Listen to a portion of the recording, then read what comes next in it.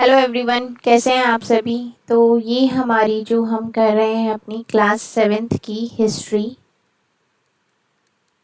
उसका हम chapter number 4 करने वाले हैं।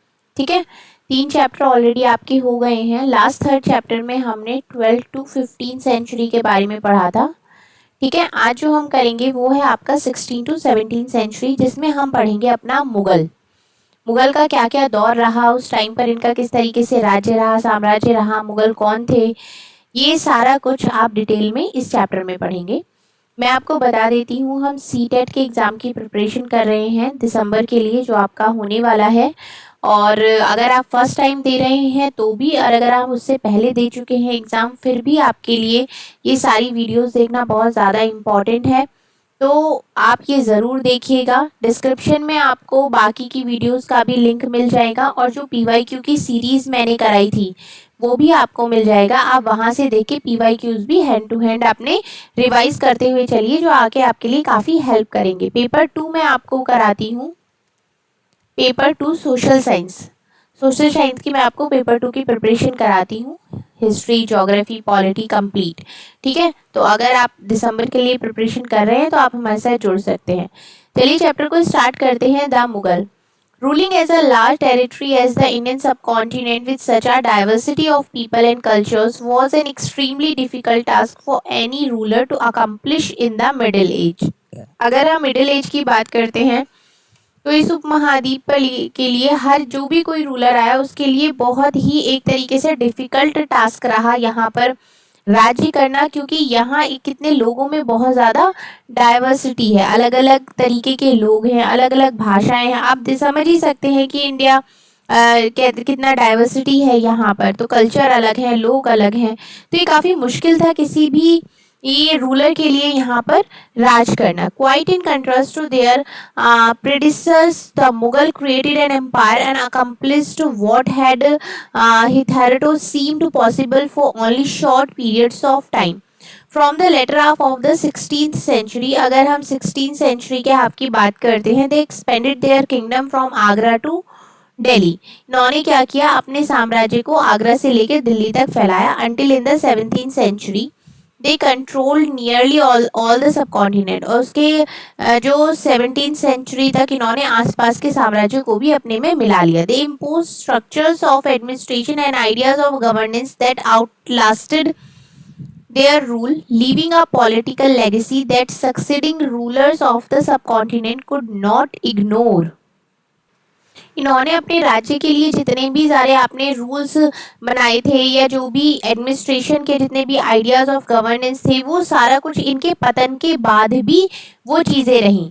ठीक है, जिसमें आप आज भी देख सकते हैं कि जो हमारी प्राइम मिनिस्टर हैं इंडिया के, वो आज भी पूरे देश को संबोधित करते हैं इंडिपेंडेंस डे पर। कहाँ पर? रेड फोर्ट इन दिल्ली। रेड फोर्ट में दिल्ली में वो करते हैं, वो भी किसका था? वो मुगल एम्पायर ने ही तो बनाया था, Lal Qila.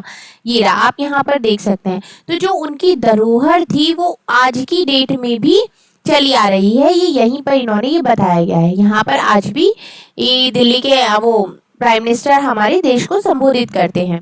Who were the Mughal, ये मुगल थे कौन, ये कहाँ से आए थे, कौन थे, इनके पूर्वज कौन थे, या क्या इनका बैकग्राउंड था, वो हम अभी समझेंगे। The Mughals were descendants of two great lineages of rulers from their mother side. अगर हम ये दो तरफ से थे, एक तो फादर की साइड से और एक हो गया इनका मदर की साइड से।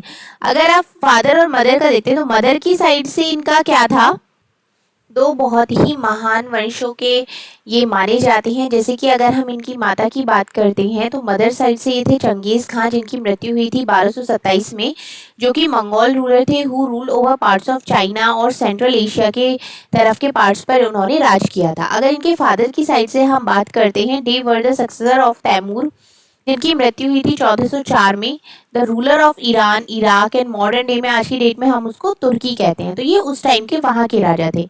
However, the Mughals did not like to be called Mughal और मंगोल। लेकिन जो मुगल थे उनको क्या था, उनको ये मंगोल और ये सब कहलवाना नहीं पसंद था। दिस वॉज बिकॉज, वो इसलिए क्योंकि जिस टाइम चंगेज़ खां की यादें जो हैं, वो उस टाइम पे क्या हुआ था कि बहुत ही ज़्यादा लोगों का मारकाट हुई थी, बहुत नरसंहार उस टाइम पर हुआ था। It was also link with the Uzbeks, their Mongol competitors. On the other hand, the Mughals were proud of their Tamud ancestry, not least of all because their great ancestors and captured Delhi in 1398. अगर हम बात करते हैं तो दूसरी तरफ जो मुगल थे वो आपके तैमूर के वंशज होने पर काफ़ी राज महसूस करते थे, काफ़ी गर्व महसूस करते थे। क्यों?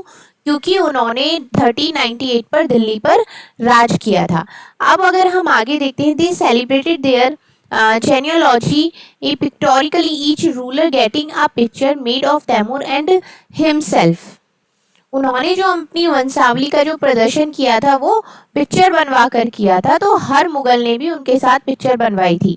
अब मुगल मिलिट्री कैंपेन, इसमें क्या था, Babur the first Mughal emperor, ये क्या, बाबर जो थे सबसे पहले मुगल राजा माने जाते थे, succeeded to the throne of Ferghana in 1494 में इन्होंने ये राज किया था वहां पर, when he was only 12 years old, जब वो सिर्फ 12 साल की थी। He was forced to leave his ancestral throne due to the invasion of another Mongol group, the Uzbeks. After years of wandering, he seized Kabul in 1504. क्या हुआ, 12 साल की उम्र में उन्होंने वहां पर राज करा, उसके बाद उन्हें वो छोड़ना पड़ा मंगोल ग्रुप की वजह से। वो अलग अलग जगह पर घूमते रहे और उसके बाद उन्होंने 1504 में काबुल पर राज किया। 1526 में उन्होंने दिल्ली के सुल्तान को हराया, इब्राहिम लोदी को पानीपत में हराया और उसके बाद उन्होंने दिल्ली और आगरा पर कब्जा कर लिया।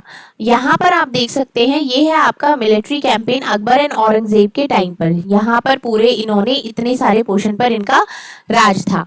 अब मुगल ट्रेडिशन ऑफ सक्सीशन, मतलब जो उनका साम्राज्य का, एक तो होता है कि यहाँ पर दो चीजें होती हैं। दो चीजें कैसे होती हैं, यहाँ हो गया फादर के सपोज 1 2 3 4 बेटे हैं।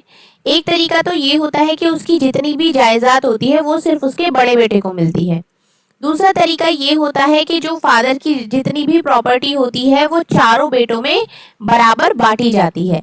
तो ये जो मुगल बिलीव करते थे वो इस बात में बिलीव करते थे कि जो उनका एक तरीके से प्रॉपर्टी है वो चारों बेटों में ही बांटी जाए, इस वाले थॉट में ये लोग बिलीव करते थे। और ये किसका था, ये आपका तैमूर में आता था। जैसे कि Mughal did not believe in the rule of primogeniture where the eldest son inherited his father's estate, मतलब वो ये उसमें बिलीव नहीं करते थे कि जो सबसे बड़ा ज्येष्ठ बेटा है उसको ही सारी प्रॉपर्टी मिल जाए, इसमें वो बिलीव नहीं करते थे। Instead they follow the Mughal and Taimur custom of corporacy inheritance or the division or the inheritance amongst all the son। वो ये उसमें बिलीव करते थे कि जो उनकी प्रॉपर्टी है वो चारों बेटों में, जितने 4 हैं या 2 हैं या 3 हैं, जितने भी बेटे हैं उन सब में बराबर उसका डिवीजन हो। अब Mughal relations with other rulers, अब मुगल के बाकी सारे रूलर्स के साथ रिलेशन किस तरीके से थे। The Mughal rulers campaigned constantly against rulers who refused to accept their authority. But as the Mughal became powerful, many other rulers also joined them voluntarily. मतलब पहले जो क्या था कि काफ़ी जो जितने भी राजा हुआ करते थे वो मुगल के साथ जुड़ने के लिए जो उनका ऑफर था उसको रिफ्यूज़ कर देते थे। लेकिन जैसे जैसे मुगल पावर में आए तो बहुत सारे रूलर्स ने उनको ज्वाइन किया। जैसे कि अगर हम राजपूत की बात करते हैं तो Rajput are a good example of the, Rajput इसका बहुत अच्छा एग्जाम्पल है। Many of them married their daughter into Mughal families, बहुत लोगों ने राजपूतों ने अपनी बेटियों की शादी मुगलों से करी थी। उसका आप एक बहुत अच्छा एग्जाम्पल समझते हैं, जो आपका जोधा अकबर सीरियल आता था टीवी पे, जो सीरियल आता था उसमें भी यही था कि जोधा बाई की शादी अकबर से करी गई। तो but many resist as well, मतलब हर कोई उसके लिए नहीं एग्री करता था। अगर हम सिसोदिया राजपूत की बात करते हैं मेवाड़ की, refuse to accept Mughal authority for a long time, इन्होंने मुगल की अथॉरिटी को एक्सेप्ट करने से काफ़ी लंबे समय तक मना किया, रिफ्यूज़ किया। वंस डिफीटेड, जब वो हार गए, they were honourably treated by the Mughals ने उनको बहुत अच्छे से आदर सम्मान के साथ ट्रीट किया। गिवन देयर लैंड, उनकी जो लैंड थी वो भी उनको वापस कर दी। The careful balance between defeating but not humiliating their opponents enabled the Mughals to extend their influence over many kings and chieftains, but it was difficult to keep this balance all the time. ये क्या करते थे, अब जैसे उन्होंने सिसोदिया राजपूत को हरा दिया लेकिन बहुत ही सम्मान के साथ उनकी जायदाद, उनकी ज़मीन भी उनको वापस कर दी। ये क्या करते थे, ये हराने के बाद उसके साथ बहुत ज़्यादा एक तरीके से अत्याचार नहीं करते थे, बल्कि पूरे सम्मान के साथ उसको वो उनकी ज़मीन दे दी। लेकिन हर टाइम इस चीज़ को बैलेंस करना काफ़ी मुश्किल था इनके लिए। ये क्या करते थे, पराजित करते थे लेकिन अपमानित नहीं करते थे, जिसकी वजह से भारत की बहुत सारी जगहों पे बहुत सारे सरदारों के बीच में इनका एक प्रभाव जो था वो काफ़ी बढ़ा था। लेकिन बहुत मुश्किल होता था हर टाइम इस बैलेंस को बनाए रखना। अब जो इनका आता है वो है आपका मनसबदार और जागीरदार। अब ये क्या है, as the empire expanded the encompass different region the Mughal recruited diverse bodies of the people. इन्होंने, मुगल ने क्या करा, बहुत सारे लोगों को अपॉइंट करना शुरू किया, क्योंकि जैसे जैसे इनका साम्राज्य बढ़ रहा था अलग अलग जगहों पे।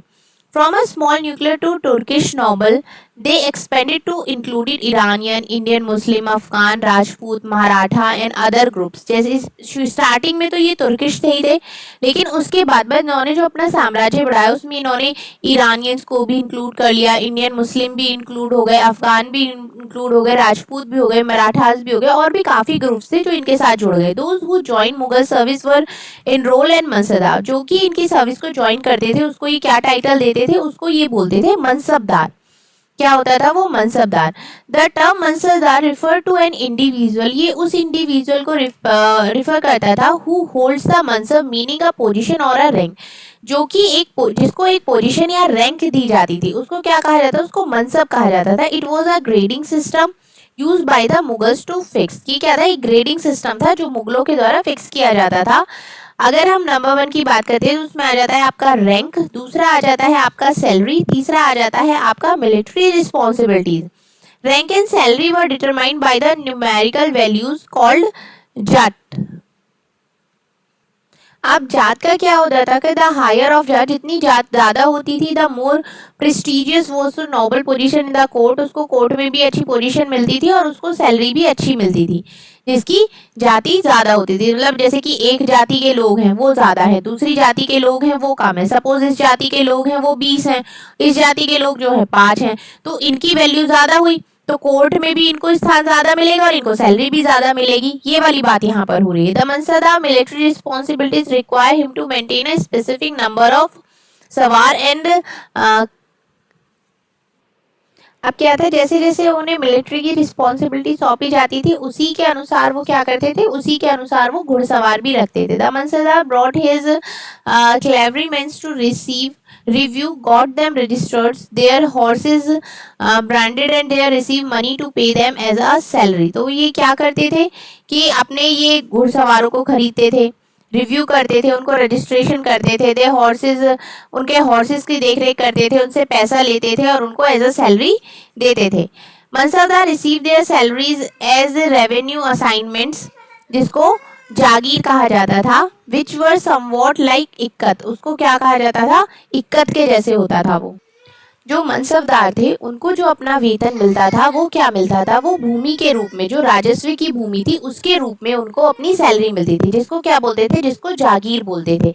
किस तरीके की होती थी, जैसे कि इक्कत था उसी तरीके की वो भी होती थी। But unlike muqtas, most mansabdar did not actually reside और administer their jagir, they only had right to the revenue of their assignments which was collected for them by their servants, while the mansabdar themselves served at the some other parts of the country।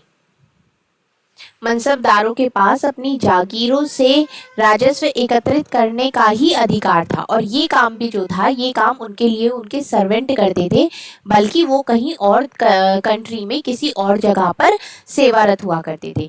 In Akbar's reason, अगर हम अकबर के काम time की बात करते हैं तो the jagirs were carefully assessed so that their revenues were रफली equal to the salary of the mansabdar. अगर हम अकबर के टाइम की बात करते हैं तो ये जो मनसबदारों की सैलरी हुआ करती थी राजस्व के बराबर ही होती थी। तो इसका क्या होता था, अकबर के टाइम पर बहुत ही ध्यान से इसका निरीक्षण किया जाता था। बाय औरंगजेब रीजन, अगर हम औरंगजेब के टाइम की बात करते हैं, this was no longer the case and the actual revenue collected was often less than the granted sum. तो ये क्या हो गया था, औरंगजेब के टाइम पे ये जो इसका एक तरीके से राजस्व था ये काफ़ी कम हो गया था। There was also a huge increase in the number of mansabdar. Aurangzeb के टाइम तक आते आते क्या हुआ था, मनसबदार जो थे उनकी संख्या में बहुत ज्यादा वृद्धि हो गई थी, which mean a long wait for they receive a jagir. तो उसके लिए उनको जागीर को रिसीव करने के लिए उन्हें काफी इंतजार करना पड़ता था। These and other factors created a shortage in the number of jagir. अब जब कोई भी चीज है आपकी, जब बहुत ज्यादा किसी चीज की संख्या बढ़ जाएगी तो फिर उसमें टाइम भी तो उतना ही ज्यादा लगेगा। तो वही इसका meaning. As a result many ये jagirdar try to extract as much revenue as possible. तो क्या करते थे, ज्यादा से ज्यादा राजस्व इकट्ठा करने की कोशिश करते थे। while they had a Jagir. Aurangzeb was unable to control these developments in the last years of his reign। अपने राज्य के शासन काल में वो क्या था, मतलब उसका इन चीजों के ऊपर से वो कंट्रोल नहीं कर पा रहा था। And the peasantry therefore suffered tremendously. तो ये क्या हुआ, ये चीजें बहुत ही ज्यादा खराब हो गई एंड तक आते आते। अब अगर हम यहाँ पर देखते हैं तो आपका आता है जब्त और जमींदार। जब्त और जमींदार क्या है, the main source of income available to Mughal rulers was tax on the produce of the peasantry. अब ये क्या हो गया था, मेन सोर्स जो था मुगलों की आमदनी का जो मुख्य स्रोत था वो एक तरीके से किसानों से मिलने वाला कर था। इन द मोस्ट प्लेसेस कहीं काफी जगह पर प्लीजेंट्स पे taxes through the rural elites. मतलब वहां पर कभी कभी क्या करते थे वो किसान, जितने भी आपके रूलर्स जमींदार होते थे उनके थ्रू वो टैक्स पे करते थे। दैट इज हेडमैन ऑफ और द लोकल शेफर, जो कि वहाँ का लोकल मुखिया होता था। इन मुगल्स यूज वन टर्म जमींदार। लेकिन मुगल हर किसी तरीके के लिए सिर्फ एक ही शब्द का यूज करते थे, जमींदार, टू डिस्क्राइब ऑल इंटरमीडिएटर्स। जितने भी एक तरीके से होता है ना कि जिनके थ्रू कर लिया जाता है, उनको मुगल सिर्फ एक ही नाम से बुलाते थे, वो था जमींदार के नाम से। वेदर देवर लोकल हेडमैन, चाहे तो वो लोकल हेडमैन थे, विलेज के थे, या फिर कोई भी पावरफुल मुखिया हुआ करता था, उन सबके लिए सिर्फ एक ही शब्द का यूज करते थे, जमींदार। अकबर रेवेन्यू मिनिस्टर, अकबर का जो रेवेन्यू मिनिस्टर था Todarmal, carried out a careful survey of crop yield. उन्होंने क्या करा था, खेतों का बहुत ही एक तरीके से अच्छे तरीके से उन्होंने सर्वे किया था। Prices and areas cultivated for the 10 years period, मतलब 10 साल का जो पूरा उनका पीरियड था 1570 से 1580 के बीच में। On the basis of this data, इस डेटा के बेसिस पर ही tax was fixed on each crop in जो वो टैक्स था वो हर किसी क्रॉप का फिक्स किया गया इस सर्वे के बेस पर ही। Each province was divided into revenue circle with its own schedule of revenue rates of individual crop. मतलब ये जो इतना बड़ा 10 साल का जो उन्होंने सर्वे किया था, उसी के बेसिस पर उन्होंने किसके से कितना टैक्स लेना है, कौन सी फसल पर कितना टैक्स लगना है, इंडिविजुअल पर्सन से कितना लेना है या क्रॉप से फसल से कितना लेना है, ये सब इन्होंने डिसाइड किया था। This revenue system was known as जब्त। इस ये जो रेवेन्यू सिस्टम था इसको इन्होंने क्या कहा, इसको इन्होंने जब्त कहा। It was prevalent in those areas where Mughal administration could survey the land and keep very carefully accounts। इन्होंने क्या किया हुआ था, इन्होंने हर सूबे को या हर प्रांत को डिवाइड किया हुआ था अलग अलग एक तरीके से ब्लॉक्स में, जैसे हम डिवाइड कर देते हैं। और उसका जो इन्होंने राजस्व डिवाइड किया हुआ था फसल का, वो अलग अलग करा हुआ था और उसको ये क्या कहते थे, उसको ये जब्त कहते थे। It was prevalent those areas where Mughal administration could survey. ये वहां पर संभव था जहां पर वो अच्छी तरीके से सर्वे कर सकते थे, ये जमीन का रिकॉर्ड रख सकते थे ध्यानपूर्वक। This was not possible in province such as Gujarat and Bengal. और ये वाली जो इनकी चीजें थी ये गुजरात और बंगाल में पॉसिबल नहीं हो पाई थी। इन सम एरियाज, कुछ एरियाज में the zamindar exercised a great deal of power. The exploitation by Mughal administration could drive them to rebellion. कुछ क्षेत्रों में जो इनके जमींदार थे वो इतने ज्यादा पावरफुल थे कि उन्होंने क्या किया था, वो इस चीज का विरोध करते थे, जो ये कर लगाते थे या इन्होंने जो टैक्स लगाया हुआ था अलग अलग फसल पे अलग अलग तरीके से, तो कुछ जगह के जमींदार उसका विरोध करते थे।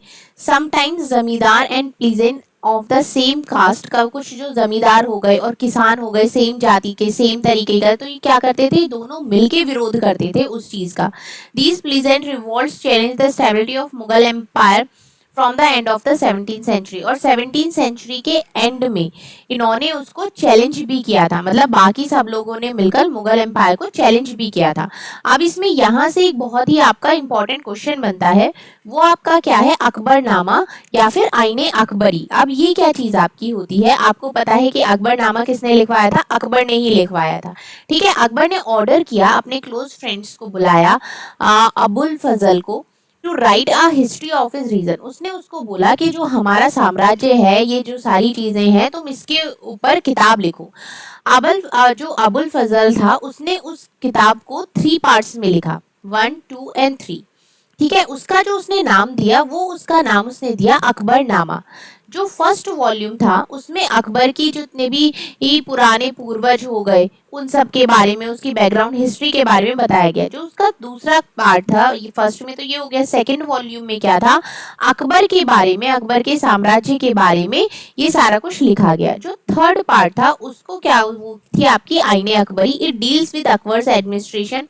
उसमें क्या था, अकबर का एडमिनिस्ट्रेशन हो गया, उसका हाउस होल्ड आर्मी हो गया, उसका रेवेन्यू हो गया, and the geography of his empire, मतलब उसका साम्राज्य कहाँ कहाँ तक फैला हुआ है, उसका जो ज्योग्राफी है उसके बारे में था। It also provides rich details about the tradition and cultures of the people living in India.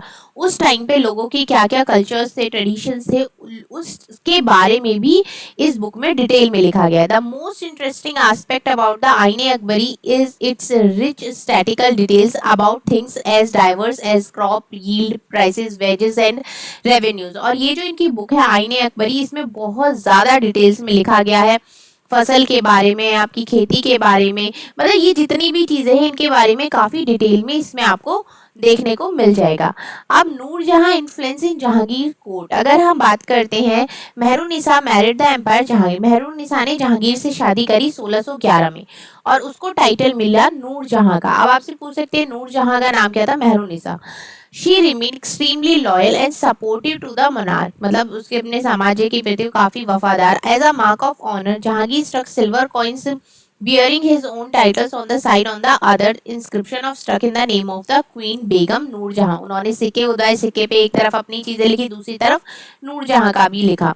The adjoining document is an order, farman, उन्होंने एक नूरजहां के नाम से फरमान भी जारी किया था। Commander for most sublime and element majesty Nurjahan, मतलब इस तरीके से एक फरमान जाहिर किया कि अगर ये मोहर लगी हुई है या ये वाली है, तो ये फरमान किसने दिया है, ये नूरजहां ने फरमान दिया है। नूरजहां का फरमान ये यहाँ पर आपका है, जो कि अगर उन्होंने ऑर्डर दिया है तो माना जाएगा।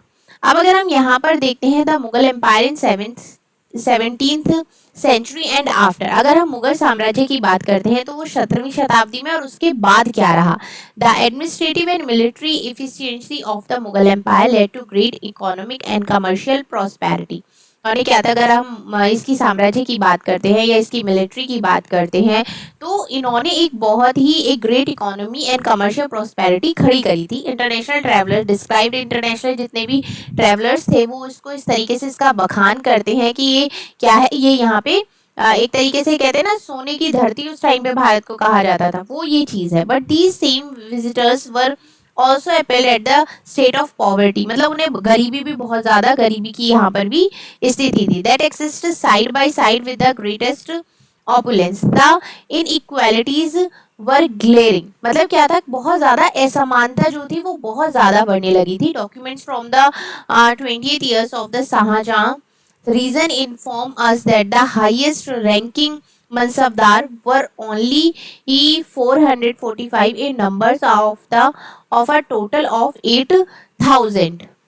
शाहजहां के दस्तावेजों से हमें पता चलता है कि जो उसके 20वें साल के जो उसके दस्तावेज मिले थे, उससे हमें पता चलता है कि जितने भी मनसबदार थे वो 8,000 में से सिर्फ 445 ही बाकी थे। This is small number, a mere 5.6% of the total number of mansabdar received, उनको मिलती थी 61.5% of the total estimate revenue of the empire as salaries for themselves and their troopers. तो उनको क्या मिलता था, उनको उसी के हिसाब से सैलरी भी दी जाती थी। The Mughal empires and their mansabdar spent a great deal of their income on salaries and goods. जितने भी मुगल एम्पायर हो गए या मनसबदार हो गए, उनको जितनी भी इनकम मिल रही थी या गुड्स मिल रहे थे बहुत ज़्यादा, वो उनकी जो सैलरी थी उससे काफ़ी अच्छी थी। This expenditure benefits the artisans and the peasantry who supply them with goods and produce.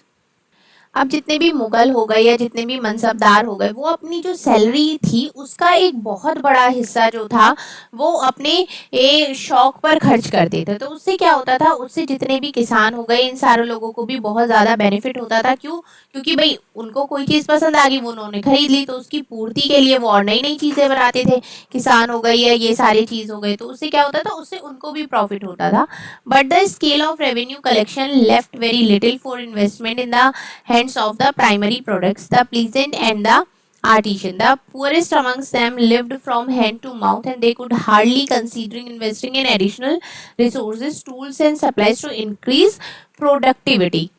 अब जो किसानों के ऊपर जो टैक्स था उसका भार इतना ज़्यादा था कि वो बहुत मुश्किल से किसी और चीज़ के लिए पैसा जमा कर पाते थे, और उससे इतने ज़्यादा वो गरीब हो गए थे कि जो उनको वो बहुत ही कम हैंड टू माउथ वाली स्थिति हो गई थी कि जितना कमाया उतना ही खा लिया, उससे अलग किसी चीज़ के लिए कुछ भी नहीं है, जितने कि आपके टूल्स हो गए या जिससे कि वो अपनी प्रोडक्टिविटी को बढ़ा सके। The wealthier peasantry and artisan group, the merchants and the bankers profited in the economy world. और जितने भी बड़े बड़े लोग होते थे, ये मर्चेंट्स हो गए, व्यापारी हो गए, बैंकर्स हो गए, वो और भी ज़्यादा उसका लाभ उठाते रहते थे। The enormous wealth and resources commanded by the Mughal elite made them an extremely powerful group of people in the late 17th century. इसकी वजह से क्या हुआ था, जो मुगल थे उन्होंने अलग अलग जगह पर जाकर काफ़ी अपनी अथॉरिटी बना ली थी उससे अलग भी। तो as the authority of Mughal empire slowly decline, जिससे क्या हुआ था, जो मुगल एम्पायर था वो धीरे धीरे पतन की ओर बढ़ना शुरू हो गया था। दे His servants emerged as powerful centers in the power of reason. उनके जितने भी मनसबदार थे वो अलग अलग जाकर काफ़ी इस तरीके से उन्होंने अलग अलग एरियाज ले लिए थे और उसी में वो काफ़ी पावरफुल हो गए थे। They are constituted new dynasty and held the command of provinces like Hyderabad and Awadh. Although they continue to recognize the Mughal Empire in Delhi as their master, मतलब वो अलग अलग हो गए थे लेकिन उन्होंने अपना एज अ मास्टर मुगल को ही माना था। By the 18th century, the province of the empire had consolidated their independent political identities. अगर हम बात करते हैं तो 18th सेंचुरी तक बाकी काफ़ी साम्राज्य जो हैं वो अपनी एक तरीके से कहते हैं ना कि स्वतंत्र पहचान बना चुके थे जब मुगल साम्राज्य आपका पतन पर आया था। तो यहाँ आपका ये चैप्टर कंप्लीट होता है। इसमें आपने डिटेल में समझ लिया है कि ये आप मैचिंग ज़रूर करिएगा। इससे क्या होता है कि मैचिंग में बहुत सारे क्वेश्चंस पूछे जाते हैं और ऐसा नहीं कि एज इट इज़ यही मैचिंग आई थी, किसी और बुक से एक मैचिंग का ले लिया, इस चैप्टर से एक मैचिंग का ले लिया, इस तरीके से वो मिक्स करके क्वेश्चन पूछते हैं। तो ये जो आपका मुगल वाला चैप्टर था ये आपका कंप्लीट हो चुका है। एक चीज़ मैं और बता देती हूँ, अगर आपको लगता है कि आपकी ये बुक भी हिंदी में ही होनी चाहिए, अगर आप हिंदी मीडियम के स्टूडेंट हैं तो आपको उसका लिंक डिस्क्रिप्शन में मिल जाएगा, क्लास 7th की हिंदी बुक के नाम से। आप वहां से जाकर भी वो सारा कुछ पढ़ सकते हैं, ठीक है। और PYQ का भी लिंक आपको डिस्क्रिप्शन में ही मिलेगा, वहां से आप अपने PYQ की प्रैक्टिस कर सकते हैं। तो अगर वीडियो अच्छी लगी है तो लाइक भी करें और शेयर भी करें कि जो लोग ऐसे